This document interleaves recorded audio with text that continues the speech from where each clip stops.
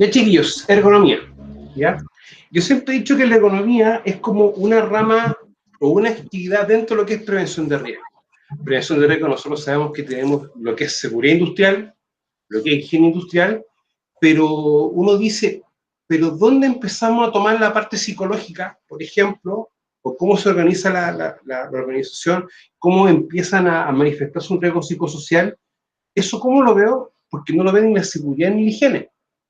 O también me pregunto, ¿cómo yo puedo adaptar, por ejemplo, el puesto de trabajo a la persona? ¿O tiene que ser al revés? Y uno empieza a hacerse esas preguntas, desde la parte psicológica y desde la parte de cómo yo distribuyo el lugar de trabajo.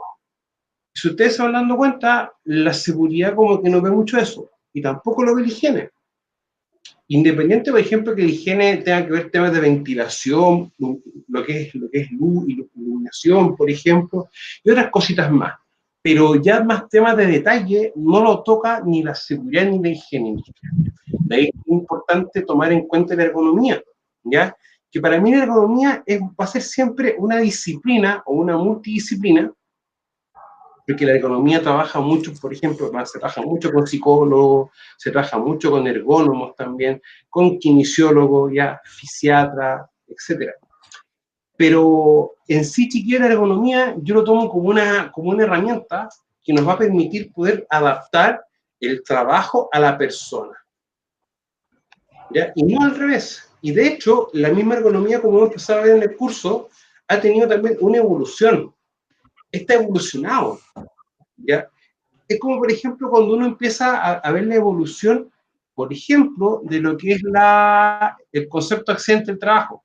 El accidente del trabajo, en las primeras definiciones, era por culpa del trabajador, hasta que después era por responsabilidad no solamente del trabajador, sino que el empleador también tiene una responsabilidad, ¿ya? Ahora, como vemos en esta imagen, si ustedes se dan cuenta, partimos de un primate que evoluciona hasta una persona, ¿ya? Y que después de recolector cazador pasa ya a tener más herramientas, y luego pasamos a esto, que esto no sé si para bien o para mal, es pero prácticamente nuestro día a día, desde marzo. ¿Ya? Y bueno, malo, hay que ver qué pasa con eso. Entonces, chiquillos, etimológicamente ergonomía proviene del griego nomos, que significa norma, y ergo, que significa trabajo, una norma de trabajo.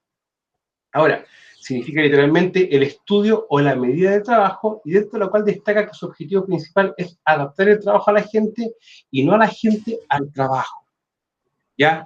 Y eso, chiquillo, se dio mucho y en algunos aspectos se sigue dando, ¿ya? Nunca hay que olvidar que cuando uno quiere empezar a hacer análisis, uno empieza a trabajar con una unidad muy simple que es el GEMA. Pongo un trabajo y lo divido en 4 áreas o en 4 unidades. Lo que es la gente, equipo y herramientas, materiales y el ambiente. Y si tú te das cuenta, el equipo y la herramienta también va a tener que tener una forma de ser para poder ser utilizada. O sea, por ejemplo, las herramientas manuales tienen características bien específicas. Por ejemplo, una carretilla tiene una forma en que una persona la puede agarrar, etc. Y eso es importante tomarlo en cuenta. Ahora, el trabajo quizás ha tenido una evolución positiva, que cada vez se ha ido adaptando de mejor forma a la persona. Pero eso no era así en la antigüedad. O sea, en el 1900, quizás había que operar un tren, por ejemplo, y había que hacerlo en posiciones, en este tipo de posiciones, o quizás doblado, ¿ya? Y en la práctica, uno tiene que también tener un concepto. ¿Es normal que uno sienta dolor o molestia? Sí. Sí, no. O sea, es normal, por ejemplo, que uno depende, ¿ya? Yo siempre he dicho que el dolor y la molestia, cuando viene de un tema de trabajo, uno en primera instancia lo va a tomar como una alerta. Te dice, oye, ¿sabes qué? Lo que tú estás haciendo o la forma en como tú lo estás haciendo no está haciendo bien, no te está haciendo bien, o algo está haciendo mal, ¿ya? Por eso que uno siempre, ¿no, Susana? Uno siempre como que, siempre tenía un dicho, yo no sé si lo inventé yo o lo escuché por ahí hace mucho tiempo. Dime en qué trabajas y te diré de qué te puedes enfermar. ¿Ya? Y eso es así, ¿ya? Por eso, chiquillos, que una de las premisas, uno de los elementos importantes es esto. adaptar el trabajo a la gente y no la gente al trabajo, ¿ya? Esto se empezó a manifestar mucho más con el principio de la revolución industrial, ya cuando se empezó a mecanizar muchas actividades. Ahora miren, independiente de esta caricatura que uno puede estar viendo, el cuerpo humano va a tener siempre como una mecánica, o en el fondo yo lo digo, nuestro cuerpo humano va a poder hacer ciertas actividades o ciertos elementos, pero también en función de sus características. O sea, para nosotros, por ejemplo, es normal estar acostados, de pies o sentados, ¿ya? Y muchas veces quizá uno se acuesta y uno cuando se despierta uno quizás se da cuenta de que uno está quizás en una posición fetal, ¿ya? Independiente de esos contextos, yo siempre he dicho que van a haber posiciones normales o posiciones naturales. Y estar acostado es una posición natural, sí. Y más en específico quizás por las articulaciones. O sea, por ejemplo, en este caso, yo puedo decir que este cuerpo, o este elemento, o esta figura, vamos a dejar de compartir un poquito la pantalla. Si ustedes lo ven, ¿tiene alguna articulación flectada? No. No. Esto en la práctica va a ser una posición natural, una posición normal, en la cual tú no tienes ninguna flexión de ninguna articulación. Cuando esto es así, esto en el contexto cuando uno está acostado. Y cuando uno está acostado, lo más probable es que no sienta dolor o molestia. Cuando eso ya empieza a pasar es porque ya hay un daño o quizás un daño que se está en una etapa inicial. ¿Ya? Ahora, cuando uno empieza a hablar o empieza a decir de que uno tiene que empezar a adaptar el trabajo a la persona, es lo que empezamos a ver un poco en la figura acá, en esta PPT.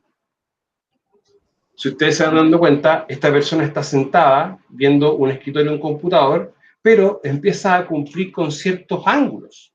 O sea, en esta sección de acá, por ejemplo, vamos a tener una compresión de la rodilla. Acá vamos a darnos cuenta que la rodilla quizá no tenga una compresión, pero va a tener una forma de estadía más natural, ¿ya?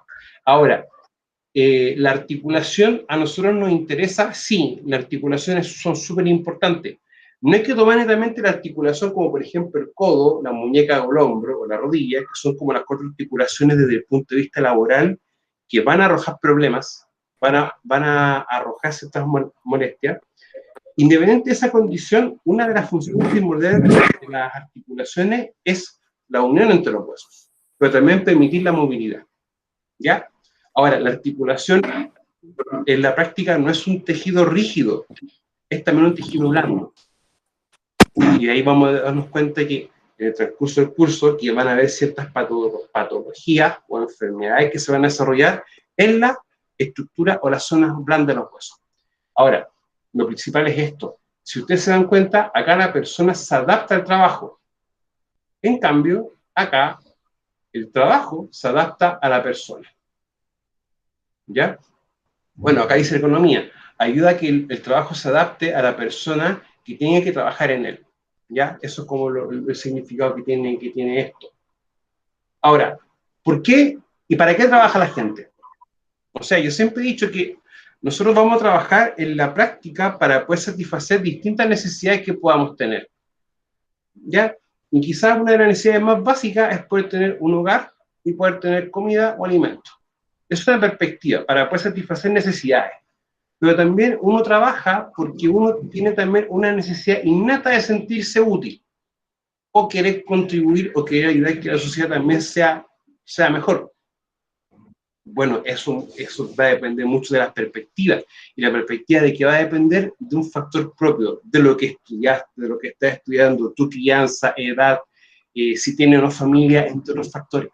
Por eso es importante tomar muchas veces eso en cuenta. Ahora, si uno empieza a ver esto, lo que está acá, nosotros nos damos cuenta que esto es un trabajo. Quizás estos están acá haciendo ropa. Y empezamos a ver un poco esta imagen, nos damos cuenta que hay cubículos o hay como áreas de trabajo, las cuales van a estar segmentadas, pero ya empezamos a darnos cuenta de que la persona, por su tamaño y por el tipo de trabajo, fíjense que acá vamos a encontrar puntos en común, como por ejemplo cómo está flexionada la cabeza. ¿ya? O sea, si le llevamos, por ejemplo, a este monito articulado, empieza a pasar este fenómeno, ¿ya? Ahora, este fenómeno, uno dice, oye, pero ¿y eso qué tiene que ver relación con nosotros? Ya, eso sí tiene relación con nosotros, porque esta forma de tener la cabeza la tienen todos y la realizan todos. ¿Cuándo?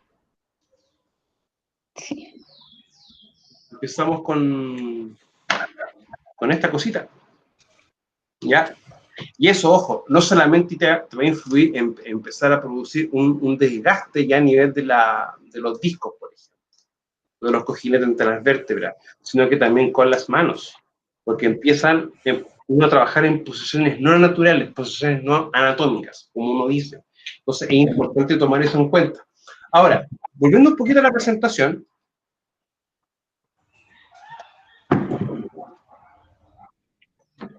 si empezamos a percatarnos ya, demos cuenta que tenemos un lugar donde están cosiendo, hay ropa, ya hay gente que comparte posturas en común, pero eso también está diseñado desde un punto de vista que, por ejemplo, ellos puedan tener buena visión.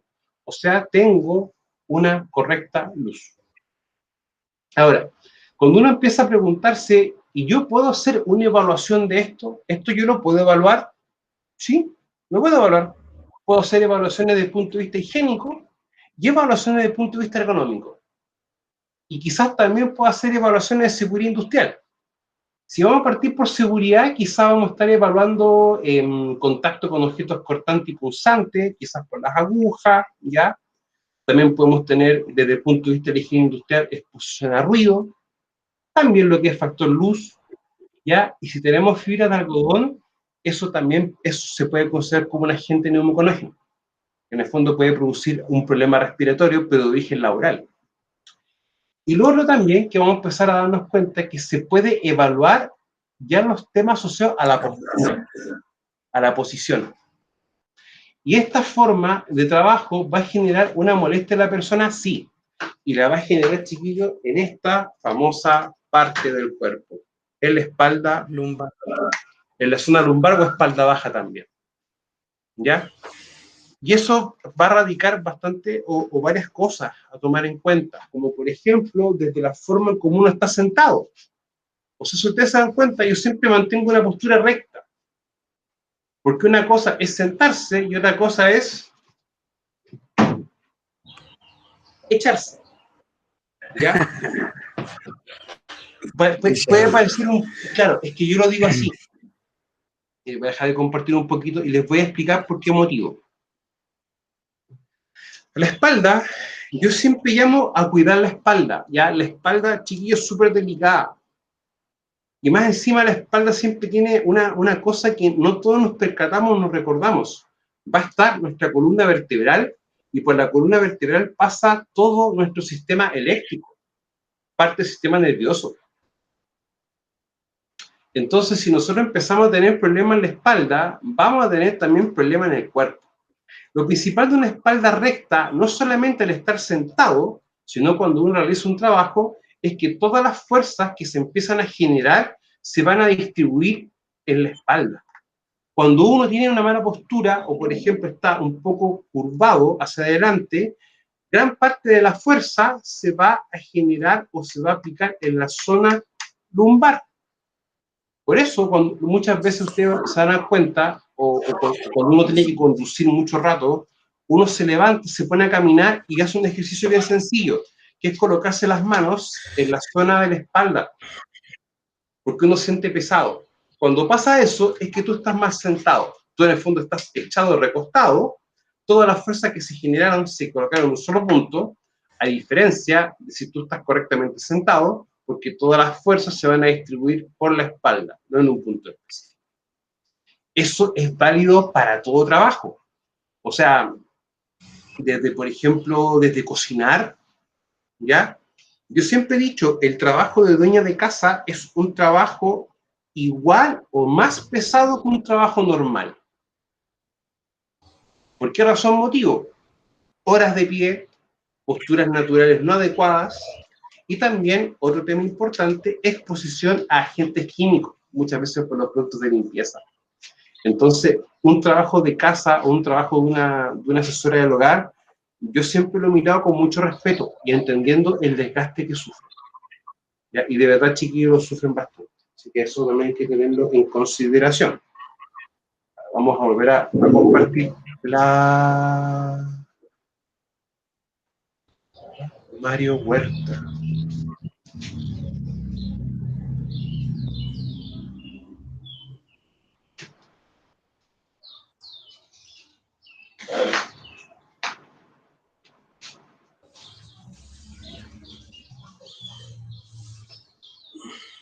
El concepto de trabajo viene etimológicamente del término tripalium, que se refirió originalmente a un instrumento de tortura en la antigua Roma.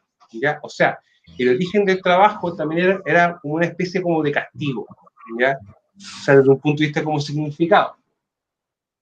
Y la historia que nos dice, la concepción original judeo-cristiana de la actividad laboral la veía como un castigo divino que hemos de sufrir como consecuencia del pecado original, eso lo dice la literatura, no lo digo yo, ni lo invento yo, y la visión de la Grecia antigua es que delegaba en los esclavos la práctica laboral cotidiana.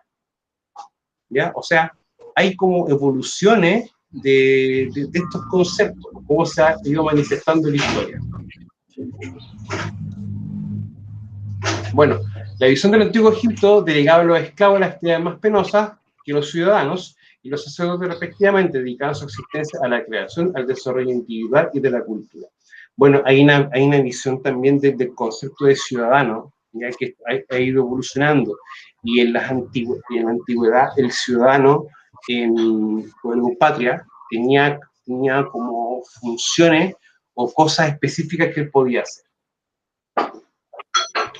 Bueno, el trabajo es una inversión consciente intelectual de una determinada cantidad de esfuerzo para la producción de bienes, la elaboración de productos o la realización de servicios, con los cuales satisfacer algunos tipos de necesidades humanas, siendo todo esto remunerado de alguna manera.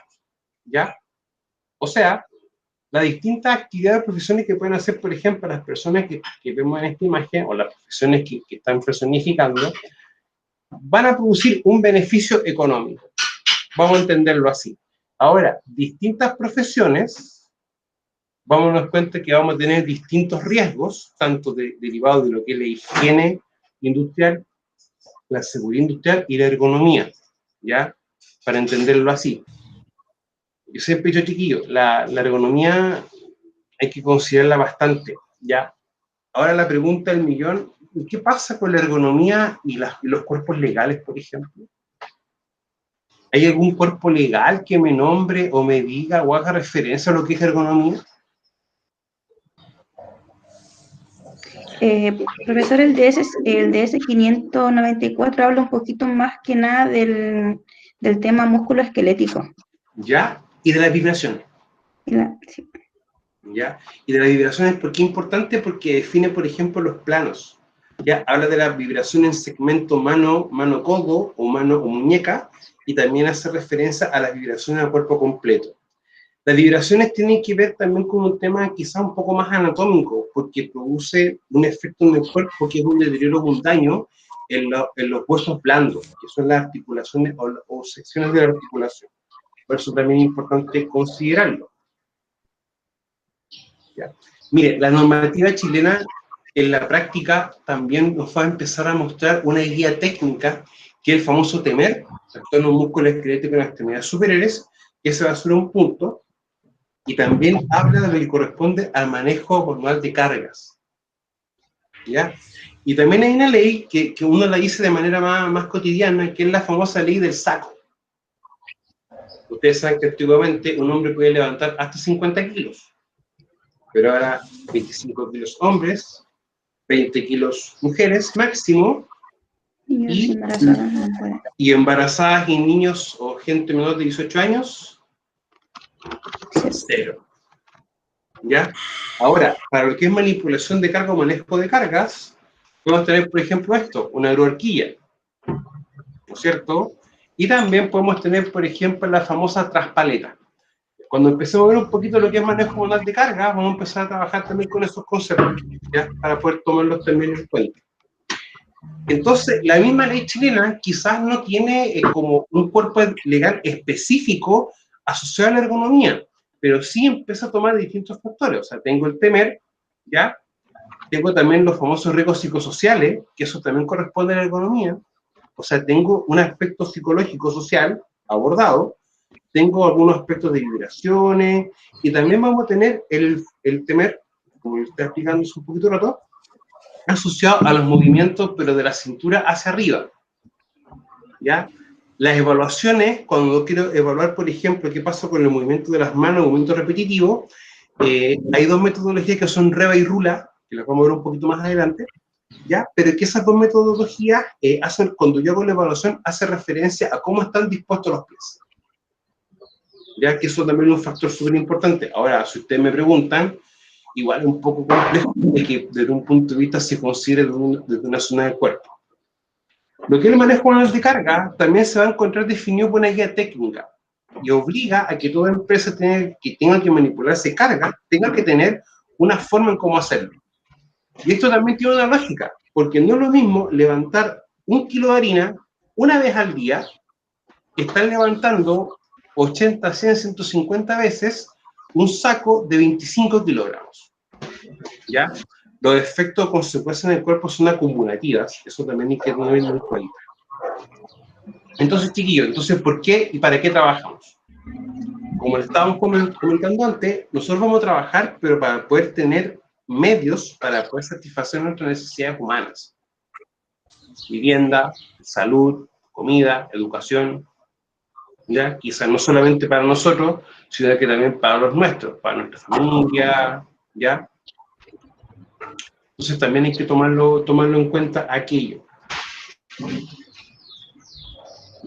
Bueno, en la prehistoria corresponde al periodo comprendido desde la aparición del ser humano, hace unos 2,5 millones de años, hasta la invención de la escritura, hace unos 5.000 años, y una división de la prehistoria, ¿ya? O sea, cuando ya empezó a haber registros de escritura, ok, ahí ya empezamos a tener como ya, se empiezan como ya a definir periodos de la historia. Ahora, ¿por qué también me interesa esto? Porque si tenemos escritura, la escritura se va a considerar siempre como un estadio o como un estado de un nivel alto. ¿Ya? Se va a considerar como eso. Entonces, para que tú tengas escritura, ya tiene que haber invención de herramientas. Y las herramientas que van a ayudar a facilitar el trabajo, lógico, va a facilitar el trabajo, pero también va a empezar a ocasionar o generar ciertas enfermedades o patologías en los trabajadores. Eso también es súper, o tomarlo también en cuenta. Ahora, en esta época solamente se ejecutaban y se hacían acciones, no había como, o no se velaba mucho por mejorar las condiciones de vida y de seguridad de las personas. Nunca tenemos que olvidarnos que la prevención de riesgo, como nosotros la estamos viendo ahora, en Chile lleva unos 30, 40 años, quizás desde que se promulgó la ley de extinción de trabajo de enfermedades profesionales. De ahí que se empezó a trabajar la prevención de riesgo a modo global de manera más específica, ¿ya? O sea, y por ejemplo, se ha estado haciendo trabajo con la exposición a sílice hace unos 10, 15 años, más o menos hacia atrás. Los mismos protocolos MinSal están desde el año más o menos 2010 en adelante. O sea, hay muchas cosas que hemos estado trabajando ahora en seguridad, pero que no tienen algunas más de 10 años, otras no tienen más de 20 o 30 años. Incluso la misma ley de accidentes de trabajo en enfermedades profesionales ha tenido una evolución en el tiempo. ¿Ya? Entonces hay que entender de que todo lo que son las condiciones de trabajo, los cuerpos legales, han tenido y van a seguir teniendo cambios y evoluciones en el transcurso del tiempo y de la historia. ¿Ya? Hay algo que ustedes, por favor, nunca los dejen de tomar en cuenta. Una ley, cuando se genera, es como una foto del momento. Esa foto va a responder a un instante. Quizás si yo quiera sacar la misma foto, me voy a dar cuenta que quizás una o dos personas ya no están, o están más gorditas, más flacas, o han cambiado su apariencia, su ropa. Por lo tanto, bajo ese punto de vista, las mismas leyes también tienen que ir mejorándose en el tiempo, para más o menos entenderlo de esa perspectiva. Ahora, el paleolítico, el neolítico y la edad de los metales.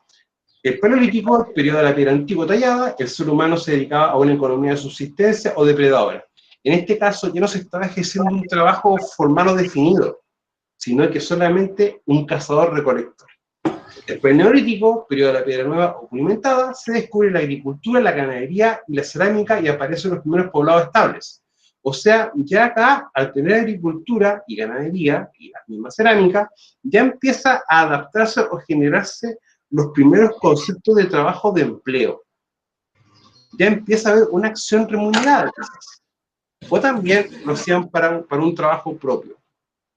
Ahora, la de los metales, en función del metal, se divide entre grandes periodos, cobre, bronce y hierro, y el hombre se dota de una organización social más avanzada y compleja.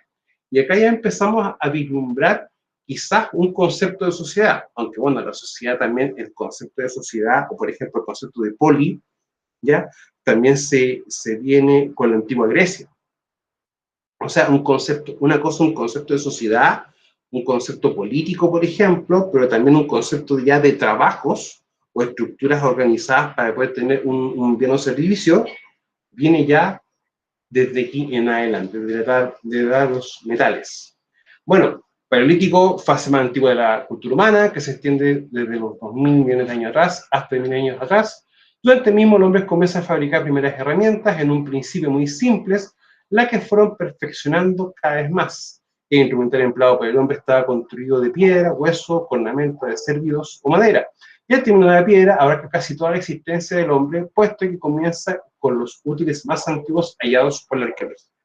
O sea, no es que uno le esté dando como lata explicando tema o contexto histórico, o de la evolución de las personas o la evolución de la misma humanidad, pero también hay que entender de que esto mismo ayuda a entender cómo el concepto de trabajo ha evolucionado y cómo se han ido generando o formando la misma infraestructura, las mismas herramientas, infraestructura, entre otras cosas. Es como cuando uno empieza a analizar un poquito, o si uno tiene un poco de curiosidad, y uno se pregunta qué pasó con la gente que empezó a hacer los primeros estudios o descubrir las primeras cosas con radioactividad. Se dan cuenta que fallecieron o murieron, pero porque ellos mismos no estaban conscientes de lo que estaban expuestos. Y por eso es importante entender ciertos procesos o ciertos fenómenos. En el Neolítico, que comenzó hace unos 10.000 años atrás, y sus transformaciones son tan importantes que los historiadores le llaman la revolución neolítica. El hombre comienza a producir sus alimentos a partir de la domesticación de plantas y animales, el paso excesivo fue plantar deliberadamente semillas en el suelo adecuado y cultivar tierra. Por lo tanto, ya acá desde este punto vamos a empezar a generar las primeras bases de, ¿cómo se llama?, de una civilización, para poder entenderlo de una manera un poco más sencilla. De igual forma, muchos historiadores también dicen que desde esta forma empezó también a producirse una evolución también en las personas. Sí, hay ciertas evoluciones también del organismo carne en el organismo humano, también para poder tomarlo desde otra perspectiva.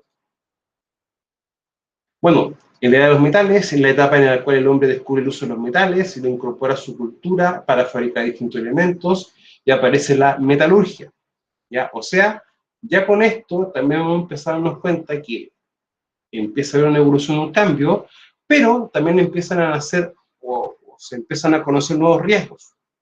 O sea, un riesgo era perseguir un animal para poder cazarlo, pero después otro riesgo implicó el tener que buscar un mineral, un metal, fundirlo y transformarlo. Y eso también implica riesgo.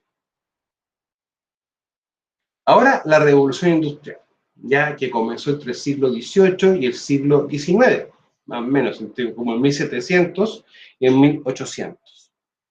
Y esto ya empieza a generar un cambio y empieza también a generar ciertas condiciones y definiciones. O sea, yo le insisto, y no me voy a aburrir de decírselos, generó desde la variación del concepto de salud hacia adelante. Recordemos que, de hecho, me acuerdo que las primeras clases que tuve con ustedes, cuando ustedes entraron en primer año, y empezamos a ver los primeros conceptos, vimos un concepto de salud. Y salud lo definíamos como, no solamente como la ausencia de daño o enfermedad, sino como el completo bienestar físico, mental y social. Esos tres elementos. Con la revolución industrial, claro, se empezaron a generar herramientas, equipos y una serie de cosas, pero también fue un poco malo en el sentido de que la cantidad de accidentes del trabajo y enfermedades profesionales que se empezaron a generar fueron en alza, ¿ya? Y ahí se empezó también a trabajar un poco más el concepto de lo que era la prevención de riesgo. O sea, muchos no saben, pero en la época de los 70, 60, 80 más o menos, no existía esto, así. Y cuando uno quería llamar por teléfono, una llamada internacional era muy cara. O incluso poder mandar un correo, uno puede mandar un email ahora y en un par de segundos lo puede estar una persona en otro país. O incluso esto, que estemos por este medio. Quizás para muchos no les gusta o no es lo más óptimo, pero es lo que tenemos por el momento. Pero en esa misma época, de los 70, se empezó a generar todo lo que es la parte legal en Chile en temas de seguridad, y también empezó a pasar un fenómeno muy similar en los Estados Unidos. Entonces, hay periodos y procesos que se empiezan a dar en paralelo. Pero eso fue en 1900, 1950, 1960, 1970. O sea, prácticamente 200 años después de esto, de la Revolución Industrial, ya empezó a masificarse o a generarse una cultura más de seguridad. Yo siempre he dicho, es un desarrollo. ¿Ya? Yo no lo voy a hablar de masificación. Nunca lo voy a hablar de masificación porque pienso, como título personal, para que la prevención de riesgos sea algo ya como parte de la vida, parte del pensamiento, parte de la idiosincrasia, que la idiosincrasia uno puede definirlo como el pensamiento a nivel de país, tiene que estarse desarrollando desde edades tempranas. O sea, la prevención de riesgos debiese ser parte de todo un plan educativo. Debiese enseñarse en los colegios. ¿Ya? O sea, yo lo veo desde mi perspectiva. Yo tengo ya, próximo año cumplo los 38, camino a los 40, ¿ya? Quizá, pero uno se da cuenta de eso. Aquí es importante, o sea, si uno ve el cuidado que está teniendo la gente con el COVID, y uno se pregunta, oye, ¿y si esto lo hubiesen empezado a trabajar así de estricto? No todos, una cantidad importante de la población. ¿Cuántos accidentes hubiéramos prevenido anteriormente? Y eso es un tema. Ya que ahí ya sé que hay que ponerse un poco también a pensar aquello. Bueno, a partir de la segunda mitad del siglo XVIII, con la invención de la máquina a vapor, se desencadena la revolución industrial, provocando grandes cambios en la producción de herramientas, equipos y mecanismos, en los cuales eran incómodos e inseguros de operar. Por tanto, los errores humanos eran excesivos.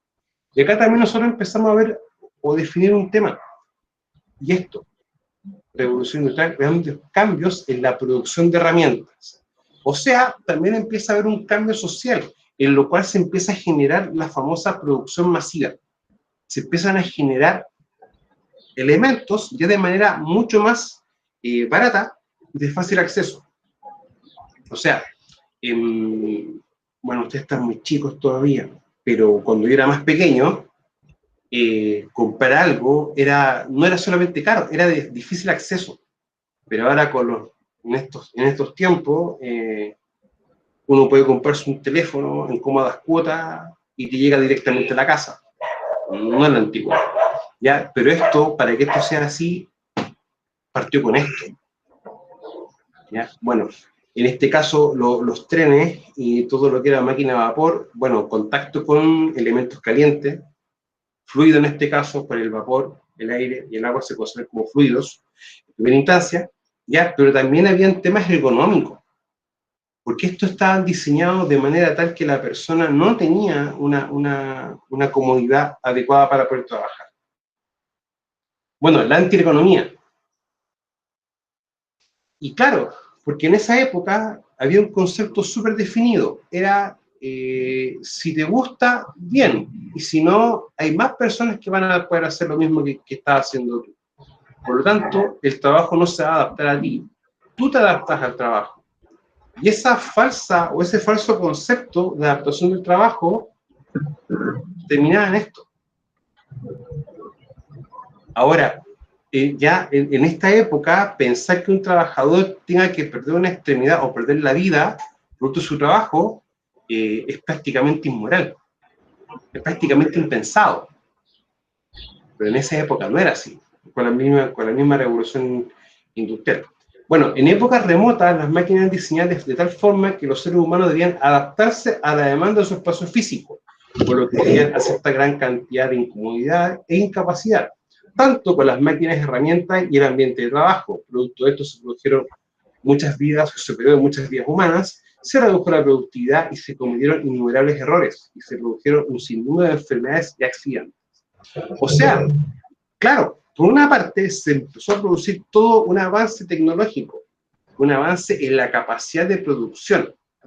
Si se aumenta la capacidad de producción, hay más trabajo, aumenta el empleo que implica mayor cantidad de ingresos, por lo tanto, la sociedad empieza a crecer desde un punto de vista.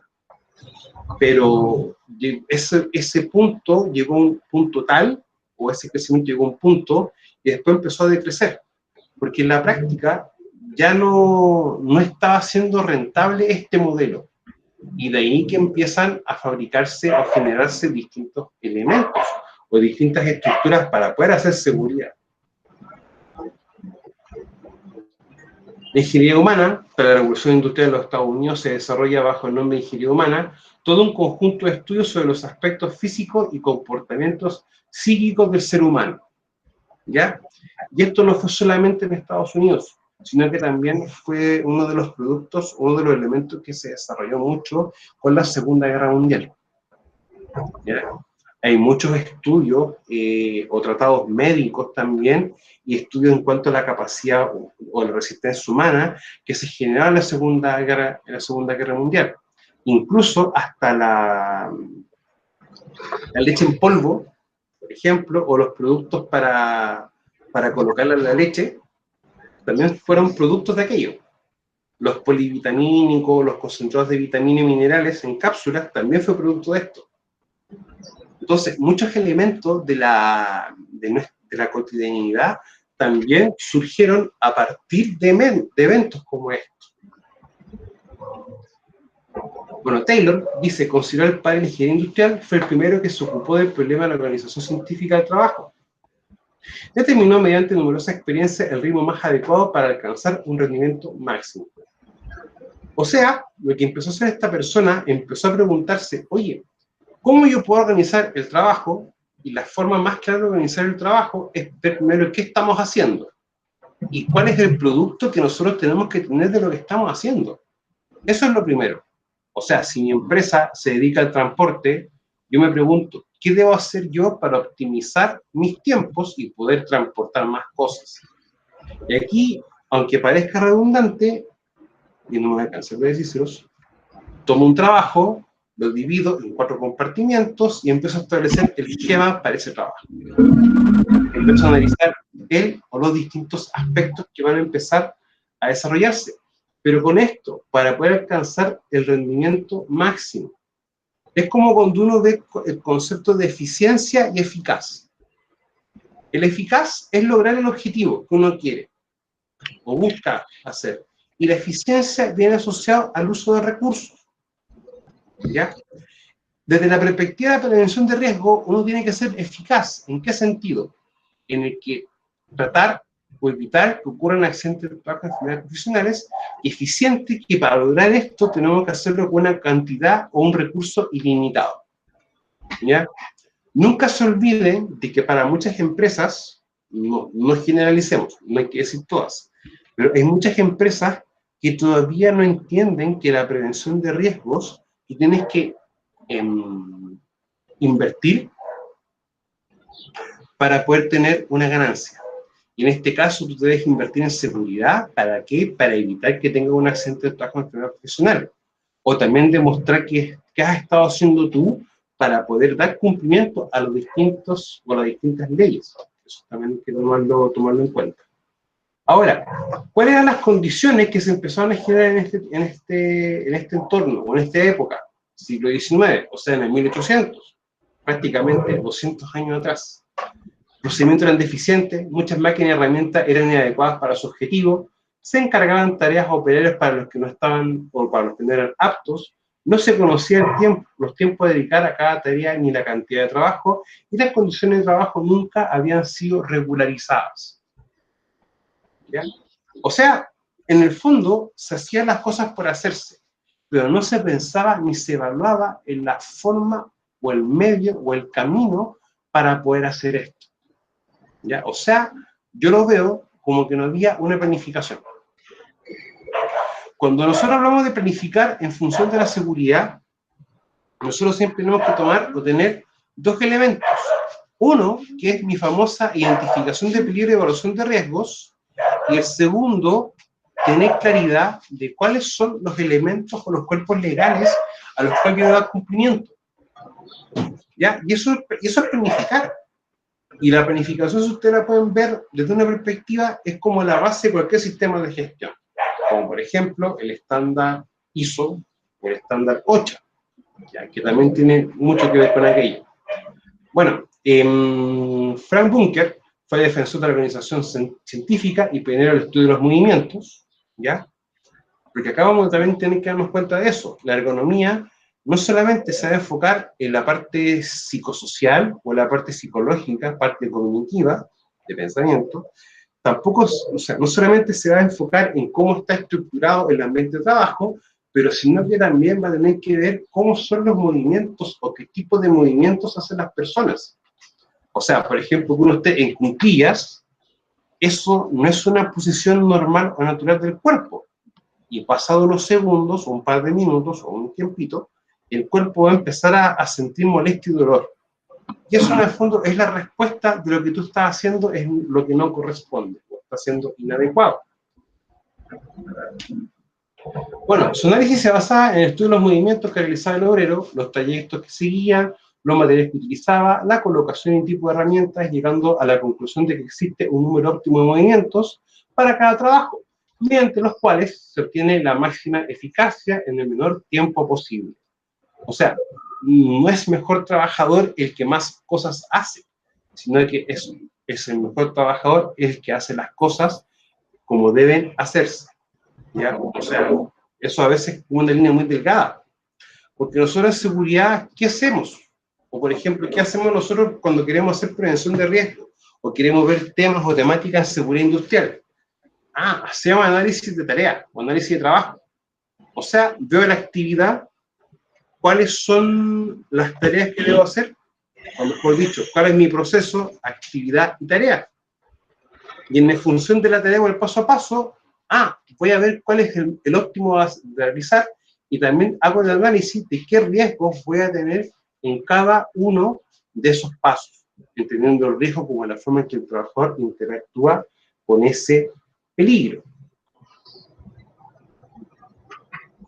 Bueno, principales consecuencias que surgieron a partir de la revolución industrial, producto de la extensa jornada laboral de 14 horas diarias de trabajo y las condiciones favorables en el ambiente, trajo como consecuencia para los trabajadores los siguientes problemas: desviación de sus columnas, deformación en los pies y pie plano, muchos discapacitados, constitución débil y enfermiza y enfermedades de sistemas. O sea, claro, por una parte se empezó a avanzar en los equipos y en la cantidad de trabajo a realizar, pero todo lo que empezó a sufrir el cuerpo humano y las distintas personas producto de esto no era menor, era bastante, ¿ya? Hay muchas prácticas, muchas cosas que se siguen manteniendo, ¿ya? O sea, hay muchos países sudamericanos en el que, por ejemplo, trabajan en minería las familias completas. Hay casos documentados en los cuales personas de menos de 30 años han formado silicosis aguda, equivalente a un trabajador chileno que tenga prácticamente sobre 60 años y ha estado trabajando no con un control frente a la gente sílice. Entonces, hay cosas, chiquillos, que uno quizás no ve o no piensa que se puedan dar en la actualidad. Se dan, sí, pero no es como en ese contexto o en esa época. Ahora, ¿cómo era el pensamiento? Antes se pensaba que era el trabajador que debía adaptarse al medio de trabajar, por lo que ellos debían aceptar las condiciones de trabajo. Y eso, ¿qué nos hacía pensar? Que el trabajador iba a tener dos contextos. uno antes de la Revolución Industrial y uno después de la Revolución Industrial, ¿ya? Hasta el siglo XVIII era un taller que la persona hacía todo de manera artesanal, ¿ya? Pero después empieza un tema en la industria, en donde ya no tenemos algo que se hacía de manera única, sino que se hacía de producción masiva, ¿ya? Que es lo que nos diferencia mucho con la época antigua. Por lo tanto, la ergonomía empezó también a evolucionar con las guerras mundiales. O sea, por ejemplo, todo lo que es protección respiratoria y elementos así surgió con la Primera y Segunda Guerra Mundial, ¿ya? O sea, hay que entender distintos elementos, chiquillos, que se formaron en la antigüedad y que repercuten o que se sigan manteniendo ahora en la actualidad. Chiquillos, esto ha sido por el día de hoy, la materia, por si acaso, ¿ya? Para que